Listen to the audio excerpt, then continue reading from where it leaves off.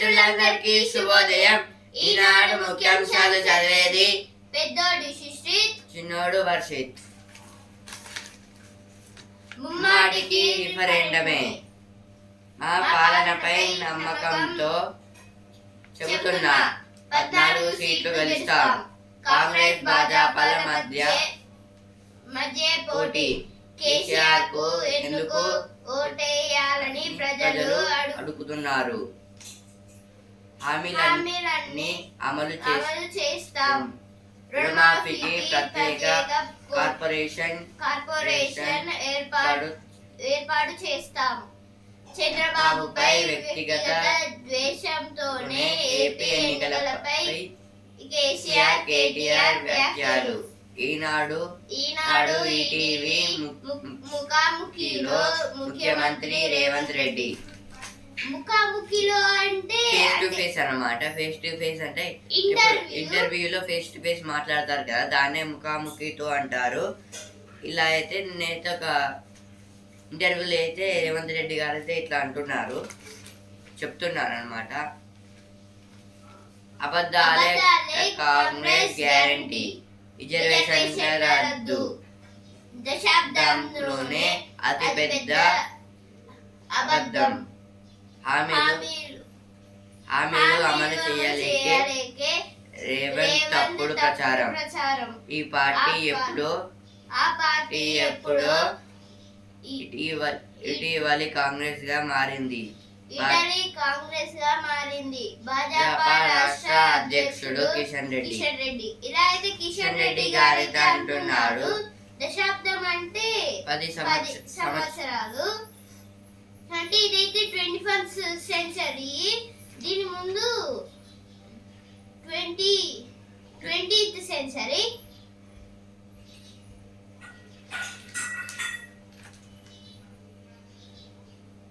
గోదావరిని మోదీ ఎత్తుకుపోతానంటే రేవంత్ నోరు మెదపలేం.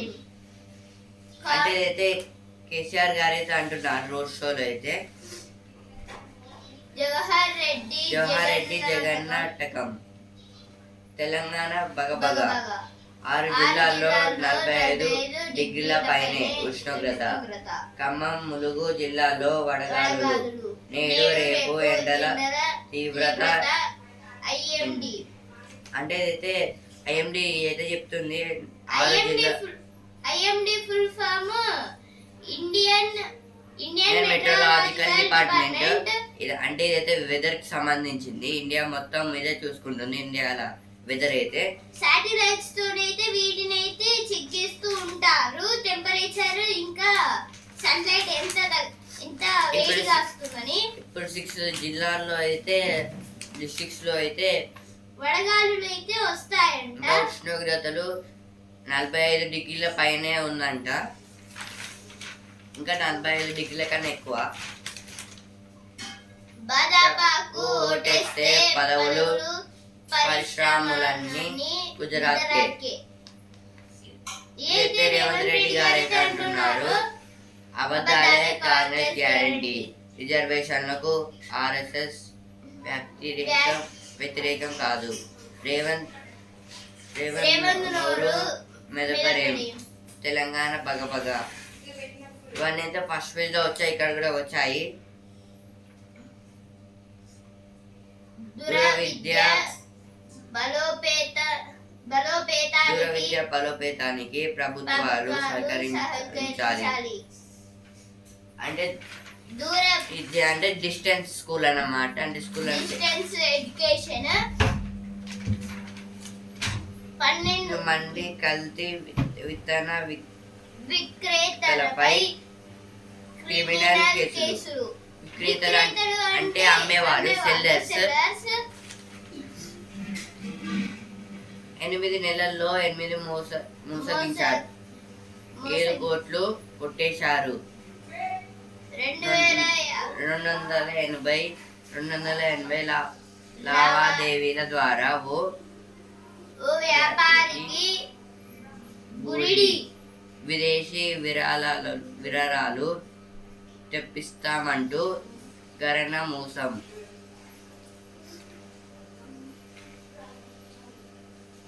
హైదరాబాద్ను కేంద్ర పాలిత ప్రాంతంగా మార్చే కుట్ర. ఇదైతే కేటీఆర్ గారు అయితే అంటున్నారు. నేటి నుంచి కన్హా శాంతి వనంలో బాబూజీ జయంతి ఉత్సవాలు. అరగంట కరెంట్ కట్. కీసర ఈడీపై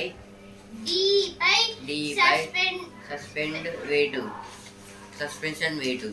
అంటే ఇదైతే ఒక 1 అవర్ కరెంట్ ని కట్ చేస్తే దానికైతే ఒక జాబ్ మొత్తము రిజైన్ అయితే చేశారంట. ఒక వ్యక్తిని అయితే చేస్తారు. సమస్యలపై ఐక్యంగా పోరాడాలి. న్యాయవాదులకు హైకోర్టు బార్ అసోసియేషన్ పిలుపు.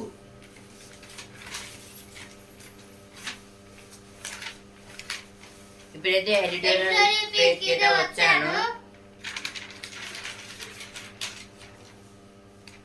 అడవులపై గొడ్డలి వేటు. ప్రపంచవ్యాప్తంగా అటవీ క్షీణత ఆగడం లేదు. అభివృద్ధి కార్యకలాపాలు, మానవ చర్యలు అడవుల విధ్వంసానికి దారితీస్తున్నాయి. ప్రస్తుతం మండుతున్న ఎండలకు అడవులు బగ్గుమంటున్నాయి. కార్చిచ్చుల బారిన 10 దహనమవుతున్నాయి. అడవులను పరిరక్షించుకోవడం మానవాళి బాధ్యత.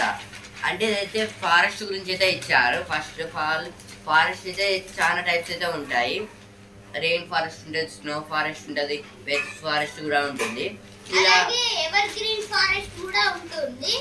ఇలా కొన్ని ఫారెస్ట్ల దగ్గర అయితే ఇప్పుడు చాలా మంది అయితే నరికేస్తున్నారు. అంటే ఇప్పుడు చెట్లను అయితే నరికేస్తున్నారు. తగ్గిపోతున్న వన సంపద అంటే ఇప్పుడు చెట్లు మొత్తం తగ్గిపోతున్నాయి. ఎందుకంటే ఇప్పుడు ఈ ఎండల వల్ల అయితే చెట్లు అయితే మొత్తము కాలిపోతున్నాయి. ఇంకా చాలా మంది అయితే వాటిని కట్ చేస్తున్నారు. ఎందుకంటే వాళ్ళకి ఇంటి డోర్స్ కోసం, విండోస్ కోసము, ఇంకా కొన్ని ప్రాసెస్ కోసం అయితే వాళ్ళైతే చెట్లను అయితే కొట్టేస్తున్నారు ఫారెస్ట్ లో అయితే. అలాగే ఎండల వల్ల అయితే అవి అయితే కాలిపోతున్నాయి.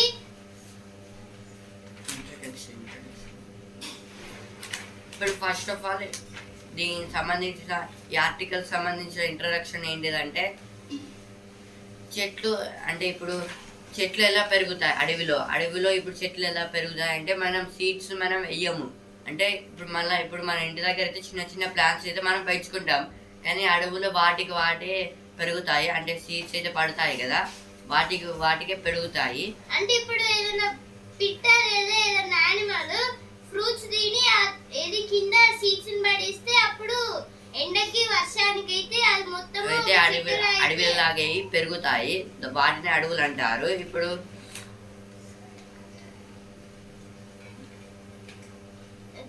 పోతున్న వన సంపద అంటే ఇదైతే నేషనల్ లెవెల్లో ఇచ్చారు. అంటే వన సంపద అంటే ఇప్పుడు దేశవ్యాప్తంగా ఎలా ఈ వన సంపద తగ్గుతుంది, ఇప్పుడు దీన్ని ఎలా అంటే తగ్గకుండా చేయాలని అడుగుతున్నారు. ఇంకా చాలా టైప్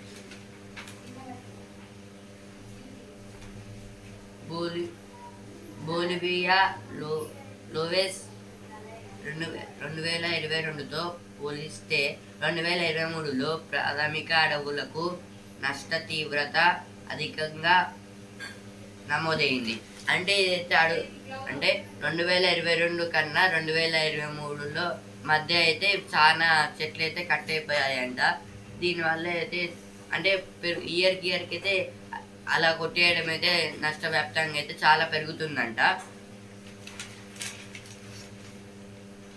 భారత్లో పరిస్థితి భారత్లో 2002-2023 సంవత్సరాల మధ్య 10 ఎకరాలకు ఎకరాలకు పైగా పైగా విస్తరణలో ప్రాథమిక అడవులు అంతర్ధానం అవుతుంది. అవుతున్నాయి.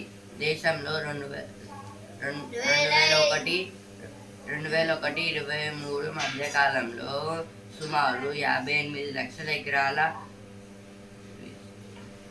విస్తీర్ణంలో ఉన్న అటవీతర ప్రాంతంలోని వృక్ష సంపదకు నష్టం వాటిల్లుతుంది. అంటే అయితే ఇప్పుడు 2022 ఇంకా 2023 మధ్య అయితే సంవత్సరంలో అయితే చాలా ఎకరాల అంటే ఎకరాలు చాలా 10 లక్షల ఎకరాల భూమి అయితే మొత్తం అయితే వాళ్ళైతే కాలిపోయింది. ఇంకా వాళ్ళైతే కొట్టేశారు. ఇంకా ఇప్పుడు 2001 మధ్య 2023 మధ్య అయితే 58 లక్షల ఎకరాల ఈ అడవులు అయితే మొత్తం అయితే కొట్టేస్తున్నారు. ఎలా నిర్వహించాలంటే ఇటీవలి భారత్ సర్వోన్నత న్యాయస్థానం తెలంగాణకు సంబంధించిన ఒక కేసులో వెలువరించిన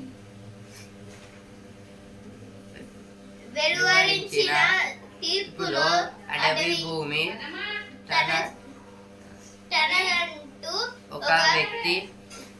ఒక వ్యక్తి చేసిన అంటే సుప్రీంకోర్టులో అయితే ఒక వ్యక్తి అయితే ఒక కేసు అయితే వేశారు. కేసు ఏంటిదంటే ఆ అడవి అయితే నాకైతే ఇచ్చేయండి అన్నారు. ఆ సుప్రీంకోర్టు అయితే అంటే ఆ కేసుని అయితే ఇట్లా కొట్టేసింది. అంటే వాళ్ళు మొత్తము చెక్ చేసి ఆ తర్వాత కొట్టేస్తారు, లేకపోతే తీర్పిస్తారు కదా, డైరెక్ట్ దాన్ని కొట్టేసింది. ఎందుకంటే మనము సుప్రీంకోర్టు అయితే ఒకటి అంటే మొత్తం అలా చేసినాక సుప్రీంకోర్టు అయితే ఇప్పుడు ఒక వ్యాఖ్య అయితే చెప్పింది. ఏంటంటే అడవి అనేది మనకి చెందదు, మనము భూమికి చెందిన వాళ్ళం అనేది చెప్పింది. అంటే ఇప్పుడు మనమే భూమికి చెందిన వాళ్ళం, భూమి మనకి చెందడం కాదు అని చెప్పారు. ఇంకా అడవులను కొట్టేస్తే మనకి ఏమి రాదని చెప్తున్నారు. ఇంకా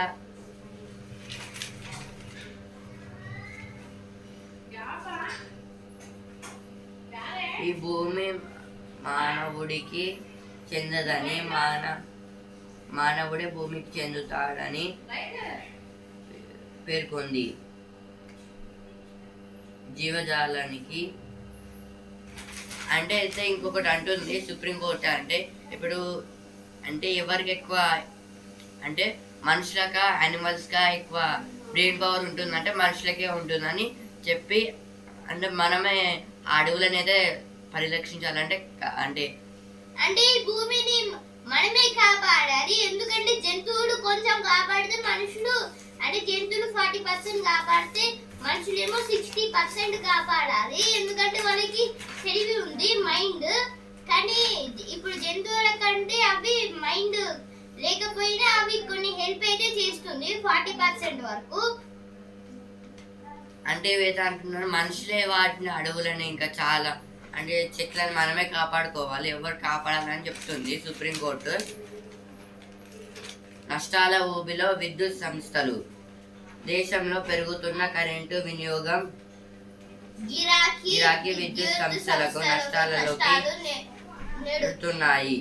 అధికమవుతున్న డిమాండ్కు అనుగుణంగా విద్యుత్ ఉత్పత్తి సంస్థ జెన్కోలకు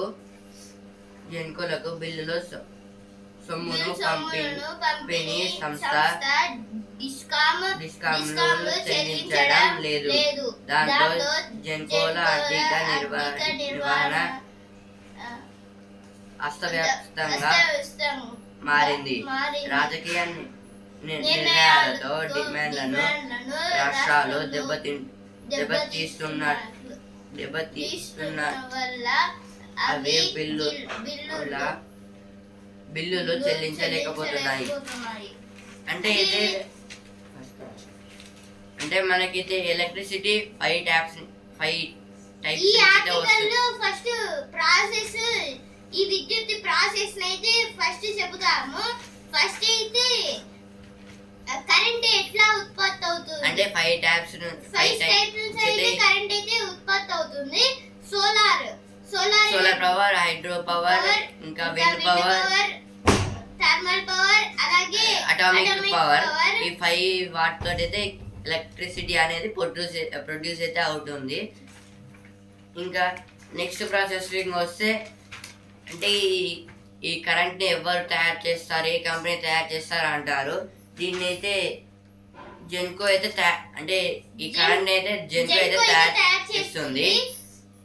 అంటే తయారు చేసి పంపడం వల్ల అయితే అంటే ప్రొడ్యూసర్ అంటే ఇప్పుడు అందరికి అంటే ఇప్పుడు ప్రొడ్యూసర్ జెన్కో అయితే తయారు చేస్తుంది. జెన్కో తయారు చేసింది ఇప్పుడు ప్రొడ్యూసర్ డిస్కామ్లకు ఇస్తారు. డిస్కామ్ అంటే ఇప్పుడు ప్రొడ్యూసర్ మనకి ప్రొడ్యూస్ చేసే వాళ్ళకైతే ఆ కరెంట్ని సప్లై చేసి అందరికి సప్లై చేయమంటారు. అంటే వాళ్ళైతే డిస్కామ్లు అయితే ఇప్పుడు అందరికి కరెంట్ అయితే సప్లై చేస్తారు. ఆ కరెంట్ని సప్లై చేయడం అంటే యూజ్ చేసేవాళ్ళు. ఇప్పుడు పోల్స్ అయితే ప్రతి చోట అయితే ఉంటాయి కదా, ప్రతి ఇంటి దగ్గర అయితే ఆ పోల్స్ నుంచి అయితే మొత్తం కరెంట్ అయితే ట్రాన్స్ఫర్ చేస్తూ ఉంటారు. అంటే ఇప్పుడు హైదరాబాద్ లో ఉన్న చిర్పూర్ దగ్గర నుంచి అయితే ఇక్కడికి అంటే వరంగల్ సిటీకి అయితే మొత్తము కరెంట్ అయితే అంటే మొత్తం భూపాల్పేట దగ్గర అయితే ఈ ఉత్పత్తి అయితే చేస్తారు. అక్కడ నుంచి మళ్ళీ ఇక్కడికి అంటే వరంగల్ డిస్ట్రిక్ట్ అయితే పంపిస్తారు మొత్తము ఎలక్ట్రిసిటీ. అది పోల్స్ తోని. అంటే వీటికి లాభం ఎట్లా వస్తుంది అంటే ఇప్పుడు మనం కరెంటు యూజ్ చేస్తాం కదా, కరెంటు బిల్ వస్తుంది కదా, అదైతే మనం కట్టాలి. కడితే ఇదైతే డిస్కౌంట్ అయితే తీసుకుంటారు. ఫస్ట్ వాళ్ళు తీసుకొని అయితే అంటే ఇప్పుడు తయారు చేసిన వాళ్ళకైతే ఇస్తారు. అంటే జెన్కోలకైతే ఇస్తారు. వాళ్ళు తయారు చేశారు కాబట్టి వాళ్ళైతే తీసుకుంటారు. వాళ్ళు తీసుకొని అంటే వాళ్ళకి యూజ్ అయ్యే మెటీరియల్స్ అంటే తీసుకొని అయితే మిగతాయి డిస్కౌంట్లకు అయితే ఇస్తారు. ఇలా అయితే వాళ్ళకైతే అందరు ఇలా ఇంకా ఎక్కువ అయితే తయారు చేస్తారు. ఇప్పుడు కానీ ఇప్పుడైతే ఏమవుతుందంటే మొత్తము ఇప్పుడు ఈ హెడ్డింగ్ ఏమున్నదంటే నష్టాల ఊపిలో విద్యుత్ సంస్థల.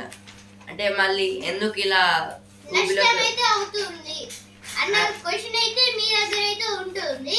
దానికి ఆన్సర్ ఏంటంటే ఇప్పుడు ఎలక్షన్స్ టైం కదా, అందరూ ఉచిత పథకాలు అయితే పెడతారు కదా, దాంట్లో అయితే ఉచిత కరెంటు అని 200కి ఎన్నో వాట్ల కరెంట్ అయితే ఇస్తారు కదా. ఇప్పుడు అలాగే ఈ ప్రాసెస్ లో అయితే కరెంట్ మనకి అంటే జెన్కో అయితే తయారు చేస్తారు. అవి డిస్కౌంట్లకి అయితే ఇస్తారు. డిస్కౌంట్ అయితే మనకైతే కరెంట్ అయితే ఇస్తారు. అవి ఫ్రీ అని చెప్తారు కదా, అంటే ఉచిత పథకంలో.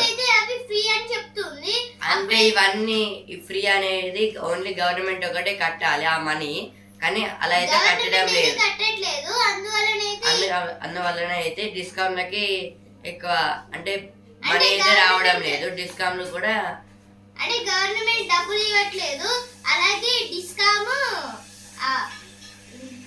జెన్కోకి అయితే డబ్బులు ఇవ్వట్లేదు. ఎందుకంటే వీళ్ళ దగ్గర గవర్నమెంట్ డబ్బులు ఇస్తే దాంట్లో నుంచి డిస్కౌంట్ కి ఇంకా జెన్కోకి అయితే వాళ్ళైతే షేర్ చేసుకుంటూ ఉంటారు కదా. పెరుగుతున్న డిమాండ్. దేశం మొత్తం రోజువారీ గరిష్ట విద్యుత్ డిమాండ్ ఇప్పటికీ 43 లక్షల మెగావాట్లకు చేరింది. ఇది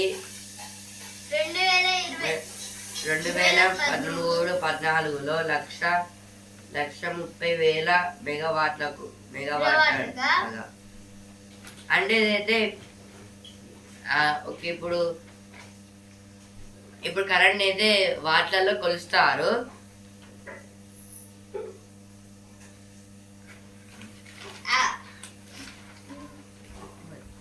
అయితే మొత్తము 20 వాట్లకి అయితే అప్పు 2013-14 లో అయితే 20 వాట్లని అయితే అంటే 2013-14లో అయితే 1,30,000 మెగావాట్ల దాకా అయితే అదైతే చేరిందంట.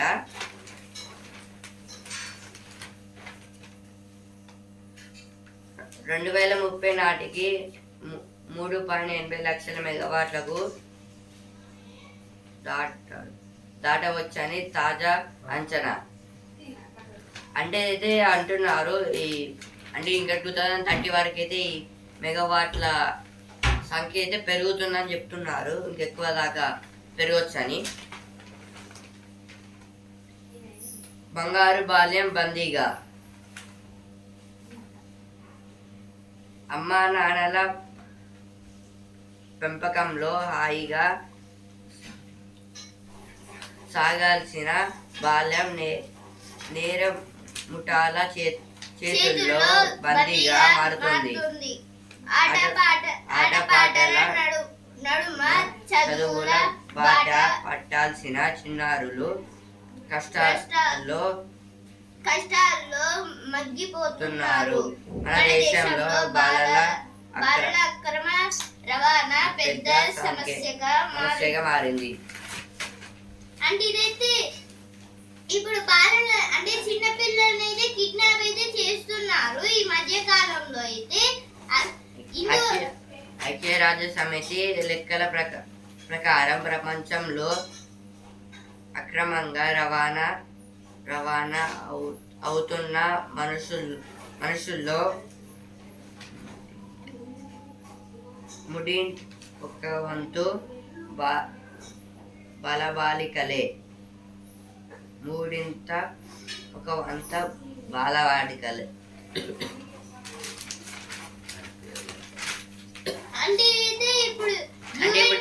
అంటే ఇప్పుడు ప్రపంచవ్యాప్తంగా అయితే ఇప్పుడు ముగ్గురిని కిడ్నాప్ చేస్తే అందులో చిన్నారులే అంటే బాలబాలికలే అని చెప్తున్నారు.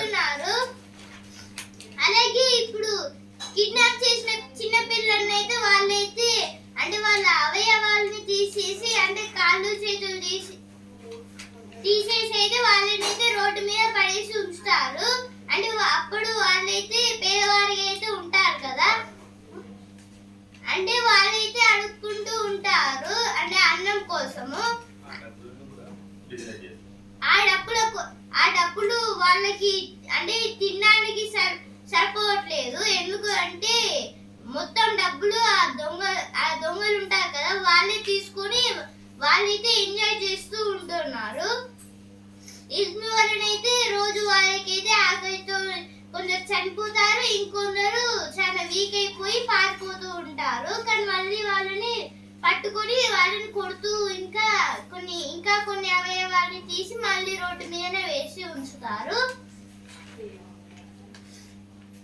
2016-22 మధ్య చిన్నారుల అక్రమ రవాణాలో బీహార్, ఉత్తరప్రదేశ్, ఆంధ్రప్రదేశ్ మొదటి 3 స్థానాల్లో ఉన్నాయి.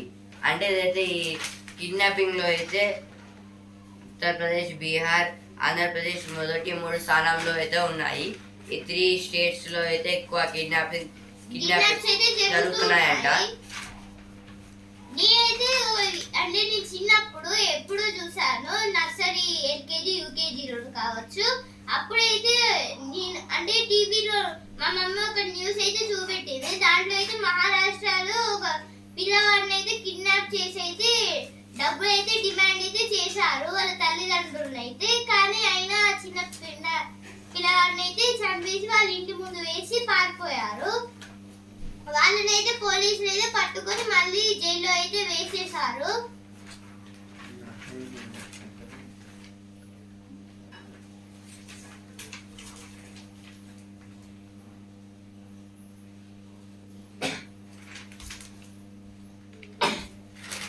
ఉద్యమ నేతను చూసి ఉప్పొంగిన ఆనందం. నగరంలో బస్సు యాత్రకు విశేష స్పందన. అంటే ఇదైతే కేసీఆర్ గారు అయితే నిన్నైతే హన్మకొండకైతే ఒక రోడ్ షో అనేది వచ్చారు. అక్కడైతే చాలా ఆనందం అయితే పడ్డారంట.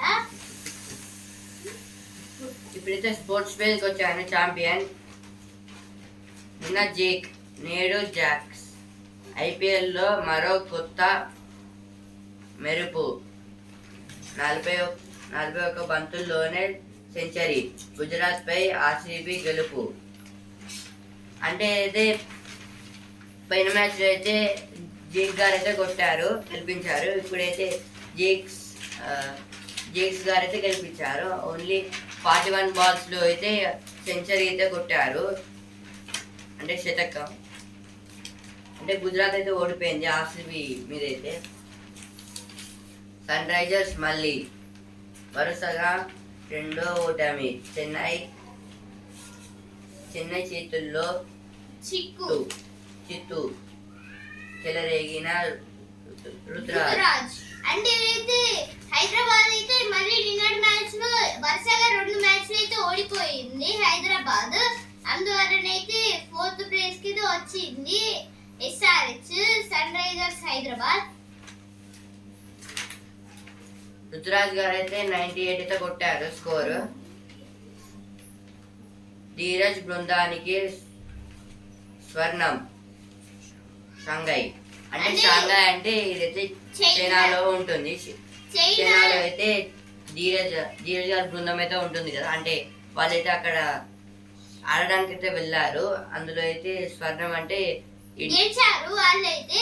స్వర్ణం అంటే గోల్డ్ మెడల్స్ అయితే వాళ్ళకైతే ఇచ్చారు. క్వార్టర్స్ లో భారత్.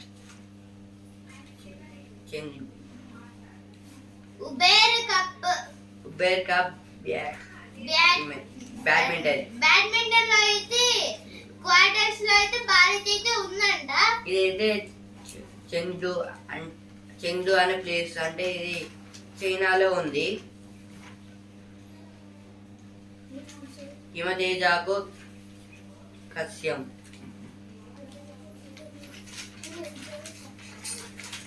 ఐపీఎల్ ఈనాడు కోల్కతా ఢిల్లీ. కోల్కతాకి ఇంకా ఢిల్లీ అయితే మ్యాచ్ అయితే ఉంది. కోల్కతాలో జరుగుతుంది 7:30కి అయితే చూడండి. గజ్జల గల్లు కీర్తి వర్ధిల్లు. నేడు ప్రపంచ నృత్య దినోత్సవం. అంటే నృత్య దినోత్సవం అంటే డాన్స్ డే. అంటే ఈ రోజు అయితే డాన్స్ ఉత్సవాలు అయితే మొత్తం జరుగుతూ ఉంటాయి. అంటే ఈ రోజు అయితే డాన్స్ దినోత్సవము. ఇప్పుడైతే బిజినెస్ పేజ్ కి అయితే వచ్చాను.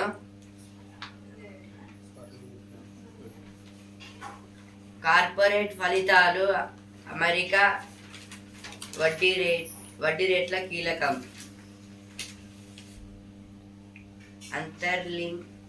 అంతర్లీనంగా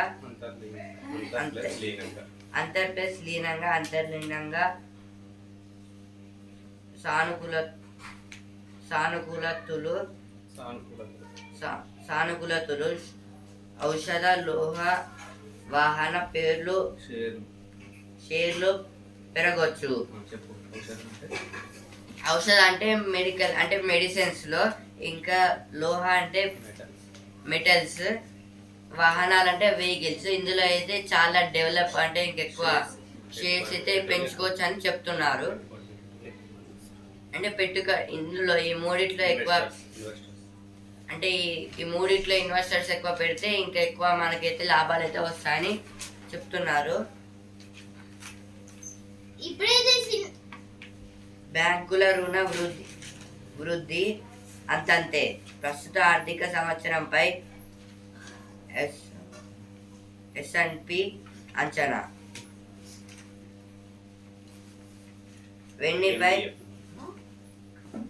వెన్నిపై ఆచితూచి 3 ఏళ్లలో 3,000 కోట్లు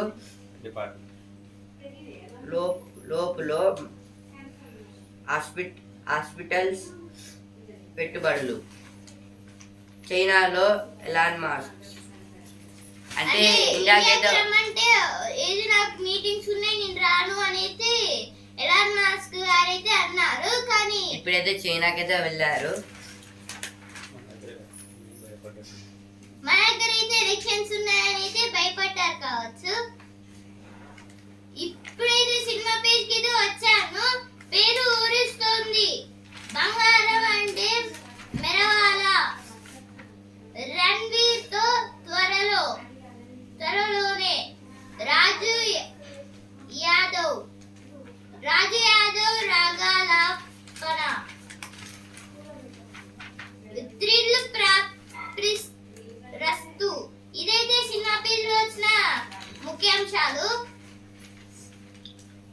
దుబాయ్లో అతిపెద్ద విమానాశ్రయం.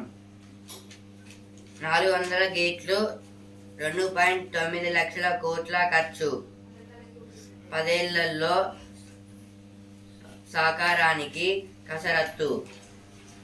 ఇప్పుడైతే జ్ఞాననేత్రం అనే బాక్స్కి అయితే వచ్చాను. గుండె జబ్బుల ముప్పును పెంచే వాహన ధ్వనులు ఇలా తగ్గించవచ్చు. అంటే దీన్ని అయితే ఎలా తగ్గించవచ్చు అంటే రోడ్డు, రైలు, విమాన ట్రాఫిక్ ద్వారా చోటు చేసుకునే శబ్ద కాలుష్యాన్ని తగ్గించడానికి పరిశోధనలు పలు వ్యూహాలను సూచించారు. అంటే అయితే గుండెపోటు గురించి అయితే ఇచ్చారు ఇక్కడైతే ఈ బాక్స్ లో ఎలా తగ్గించవచ్చు ఇంకా అని.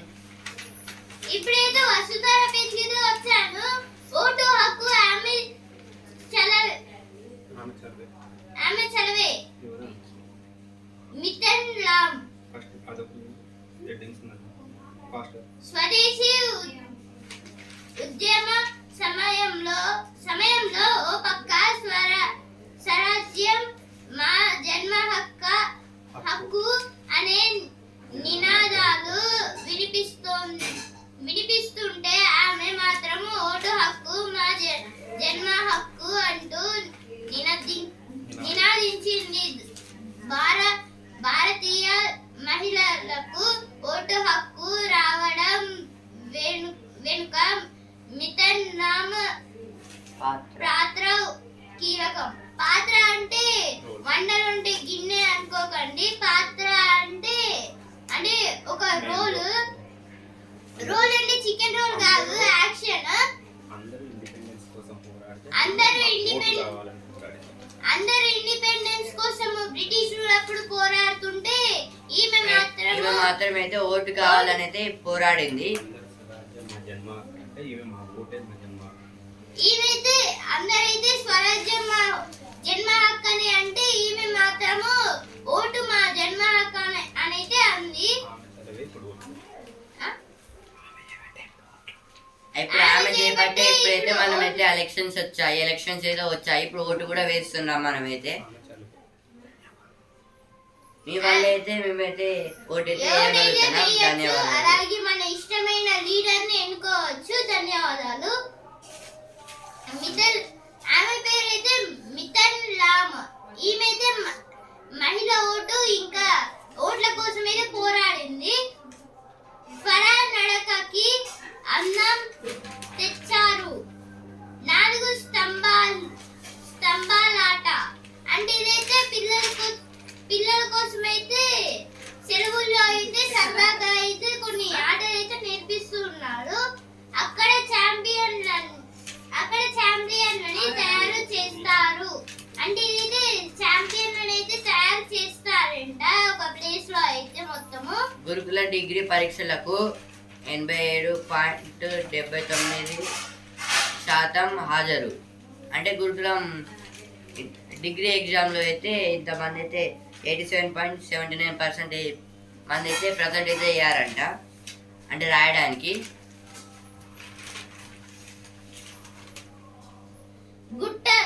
గుట్టల్లో పేలుళ్లతో భయాందోళన. అంటే ఇదైతే ఇప్పుడు గుట్టలు అయితే ఉంటాయి కదా, మార్బుల్స్ కోసం అయితే వాటిని మొత్తము బ్లాస్ట్ అయితే చేస్తూ ఉన్నారు. అంటే మొత్తం తవ్వైతే దాన్ని అయితే మొత్తం తీసి చేస్తారు టైల్స్ ని అయితే. ఇందువల్ల అయితే నేచర్ కి అయితే పెద్ద డ్యామేజ్ అయితే అవుతుంది. ఈనాడు ముఖ్యాంశాలు ఇంతటి వరకే. రేపటి ముఖ్యాంశాలతో మళ్ళీ కలుద్దాం. ధన్యవాదాలు.